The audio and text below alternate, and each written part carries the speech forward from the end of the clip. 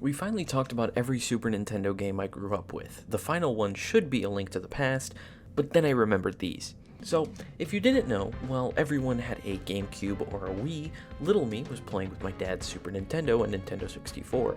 And because my dad is a huge wrestling fan, he had gotten wrestling games back in the day. But younger me hated these games. I didn't know the rules of wrestling. I didn't know these wrestlers were real people, so they all looked bland to me. I would just switch to Street Fighter 2 instead. But I wouldn't be properly looking back on my childhood if I didn't cover the wrestling games I grew up with, each being from WWF, now known as WWE.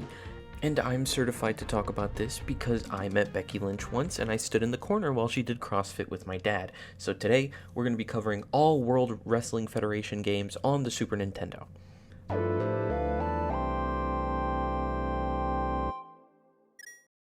So the Super Nintendo is home to 8 wrestling games. WCW shut down in 2001 and was absorbed into WWF. Hammerlock Wrestling is based off Japan's Wrestling and Romance, or Wrestling Association R, which doesn't exist anymore according to my research. Natsume Champion Wrestling is All Japan Pro Wrestling. And finally, Saturday Night Slam Masters by Capcom, which isn't based on any real wrestling to my knowledge. Also, Hagar is there, so I guess this is Street Fighter canon. Now that all the non-WWF games are out of the way, let's move on to the ones that we're going to talk about today. Let's start off with 1992's Super Wrestlemania, the first and worst on the list. Multiple wrestlers to choose from, and I'm not a wrestling fan, but everyone knows The Undertaker, Hulk Hogan, what you gonna do, brother? Visually, looks great on the Super Nintendo. I consider this pretty much like a good standard for graphics. I also love the little announcer's way of introducing the wrestlers, but everyone plays the exact same. The only thing making these guys different is their sprites. Everyone has the same punch, kick, body slam, headbutt, suplex, elbow drop, and stomp. Usually sports games have different stats for attacking and different things for everyone on the roster, but this one, no, everyone is completely balanced. This is just one big button masher. Also, I don't know if it was my controller or something, but the button responses were so slow. Everything was just delayed. This game honestly isn't a special at all. The only thing that makes it special is that it's the first. 1993's WWF Royal Rumble, it's pretty much just Super Wrestlemania, but they updated the sprites, added new wrestlers, and the controls are more responsive. The only big difference between the two is that Super Wrestlemania mode is based on the Survivor Series, and Royal Rumble has triple tag team matches, as well as, Royal Rumble. Although to my knowledge, neither of the games follow the proper rules. 1994's WWF Raw. This one is my favorite out of the 3 that we own. Not only does it contain every game mode the previous 2 had, but it also adds Bedlam. I can't read that word. Which, according to the wiki, is just tag team matches without the tagging, and actual Raw endurance matches, which, to my understanding, is just one big battle royale. What truly made this game my favorite was just how fast it was. This felt like the proper speed for the fighting games that I like to play.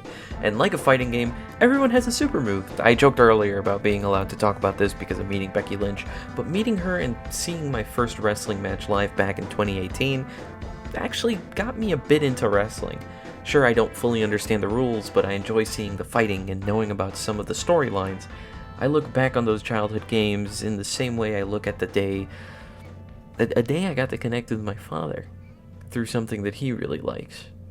Also, it doesn't take an expert to point out that this one is bad, this one is good, this one is great, and this one is absolute dog shit. 1995's WWF WrestleMania, the arcade game. Visually, I think it's the best looking one. I like how everyone has their own logo. There's a proper announcer, but it plays completely differently. This one reaches a level of too cartoony when it comes to the controls. It feels so clunky, like a hard reset.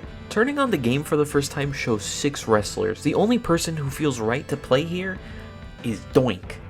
Actually, looking at the visuals again, this looks just a little bit like Mortal Kombat, kind of like a bootleg version of it. No wonder the fighting looked a bit cartoony. I pondered this very confusing decision for a while, and then I realized, why would a team who's worked on 3 games that each increased all aspects of the previous one suddenly make such a bold decision to a format they established for themselves? Were they getting bored? Were they trying to compete with Mortal Kombat 3? So apparently, Sculptured Software was bought out by Acclaim the same year this came out. So they had Midway do it, and my Mortal Kombat theory actually came from looking at the visuals. I had no idea Sculptured Software had done the Super Nintendo ports for Mortal Kombat 1 and 2, and that Midway were the developers of the Mortal Kombat series, and the one who also developed WrestleMania, the arcade game. Honestly, again, I'm not the most qualified person to talk about this. In my opinion, only people who truly understand the sport should ever make proper reviews on sport games, or, you know, in general. If you are someone who's knowledgeable in a certain aspect, you are the most qualified to make a review in that area. So, I mean, like, someone who's never played a 3D platformer, and you got them to play Balan World for the first time, they won't see the game's flaws. Me, who doesn't play sport games, I don't fully see all the flaws other than the games either being too slow, too cartoony, or too bland.